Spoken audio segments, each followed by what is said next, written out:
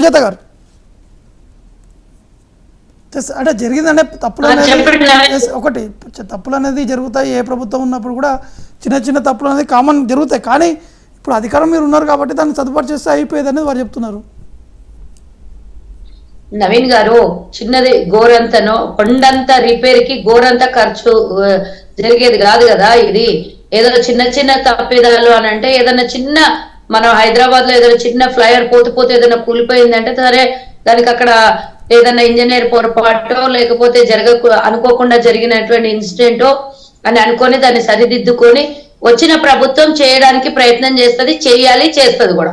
కానీ ఇది 2019 నుంచి వీళ్ళకి హెచ్చరికలు జారీ చేస్తున్నా కూడా 23 అంటే 6 సంవత్సరాల నుంచి వీళ్ళకి హెచ్చరికలు వస్తున్నా కూడా నిమ్మకు నీరెత్తినట్టు పట్టించుకోకుండా వాళ్ళు ఇచ్చినటువంటి కంప్లైంట్ ని కూడా దాచిపెట్టి, ఇంజనీర్లు ఇచ్చినటువంటి కంప్లైంట్ ని కూడా దాచిపెట్టి ఈ రోజు పూర్తి స్థాయిలో బయటపడ్డ తర్వాత ఒకటి నవీన్ గారు గుర్తుంచుకోండి, ఇందులో పూర్తిగా అధికారులు గాని కాగ్ రిపోర్ట్ గాని అందరూ కూడా ఇచ్చినటువంటి రిపోర్ట్ ఏంటంటే ఇది నాణ్యత లేనటువంటి ప్రాజెక్టు.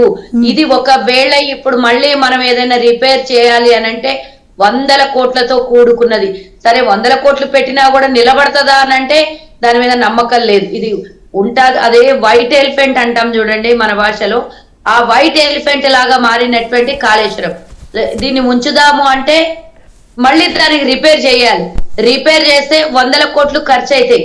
పోనీ 100 కోట్లు ఖర్చు పెట్టి వీళ్ళన్నట్టు 1 కోటి ఎకరాల మాగాణికి నీరు అందుతాయా అనంటే అది కూడా లేదు. ఈ లిఫ్ట్ ఇరిగేషన్ ద్వారా ఎత్తుడు పోసుడు తప్ప దీనికి వచ్చినటువంటిది ఆల్రెడీ వడ్డీ రూపంలో 50,000 కోట్ల రూపాయలకి కట్టారు. ఇప్పుడు కూడా వాళ్ళు చేసినటువంటి అప్పుకి 72%, 72 నవీన్ గారు మీరు క్లియర్ గా వినాలి, 72% దీని మీద అప్పులు తెచ్చారు. కేవలం 27%, 25% బడ్జెట్ లో నుంచి తీసిందా లేకపోతే ఇతరత్ర వ్యవహారాల నుంచి తీసిందా తెలియదు. కానీ 75% అప్పులు తెచ్చి ఈ ప్రాజెక్ట్ ను కడితే దాని మీద వడ్డీ నెల నెలా మనం కట్టుకోవాలి. 30 ఏళ్ళలో 40 ఏళ్ళలో ఎన్ని తరాల వరకు కట్టుకోవాలో తెలియదు. ఇలాంటిది మనకు మొయ్యలేని భారంగా గుదిబండగా మారినట్టు కాళేశ్వరము 90 ఎకరాల నీళ్లకు కూడా 90,000 ఎకరాలకు కూడా నీరందనటువంటి ఈ ఆయకట్టు, ఈ ప్రాజెక్టు, ఈ బ్యారేజీలు ఈ రోజు పనికొస్తుందా 1 కోటి ఎకరాలకు అని అంటే దాని మీద మళ్ళా 100 కోట్లు పెట్టొచ్చు. పోనీ 100 కోట్లు పెడదామా?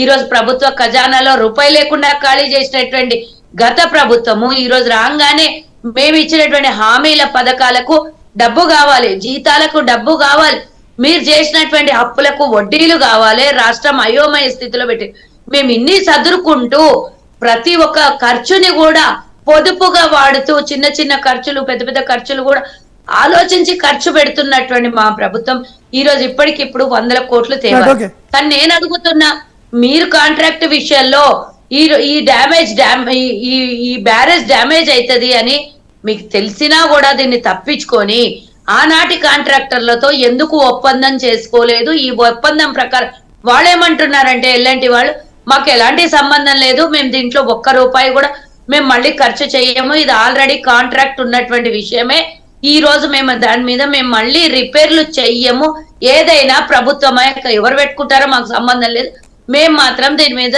మళ్ళీ కన్స్ట్రక్షన్ చెయ్యము, ఈ రిపేర్లకు మేము పెట్టము అని చెప్తుంది.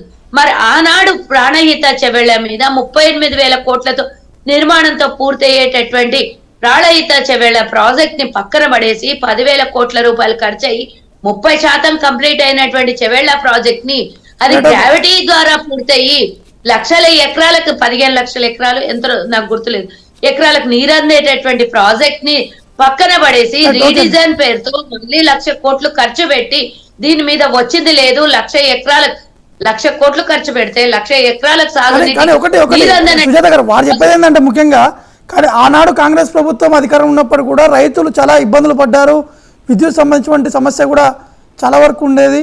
కానీ ఈసారి అంటే బీఆర్ఎస్ ప్రభుత్వం 10 ఏళ్ల పాటు అందరికీ ఎవరికి ఇబ్బంది లేకుండా అన్ని ఏర్పాట్లు చేస్తామని చెప్పి వారు చెప్తున్నారు.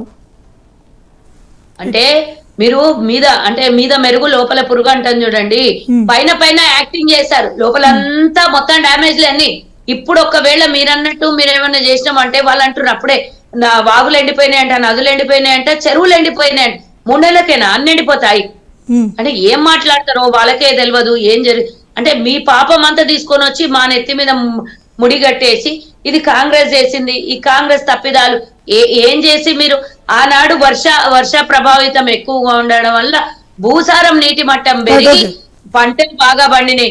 మీరేందో మేము రాగానే 3 నెలలకి ఇప్పుడేం వర్షాకాలం రాకపోయా, నీళ్ళు ఎండిపోకపోయా, మీరు పెట్టిన నీళ్ళు అంటారా? మీరే మాట్లాడితే మీరు పెట్టిన నీళ్ళు ఎండిపోయినాయి అంటే అది మీకే వదలాలి. కేవలం ఈ మేడిగడ్డ ప్రాజెక్టు తోనే రాష్ట్రం మొత్తం నీరు అందుతున్నాయి.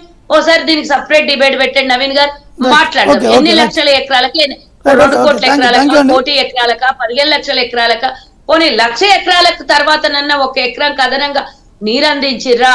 167 టీఎంసీల నీరు తప్పించి ఇప్పటిదాకా అదనంగా ఏదన్నా ఎత్తుడు పోసుడు జరిగిందా? సముద్రంలో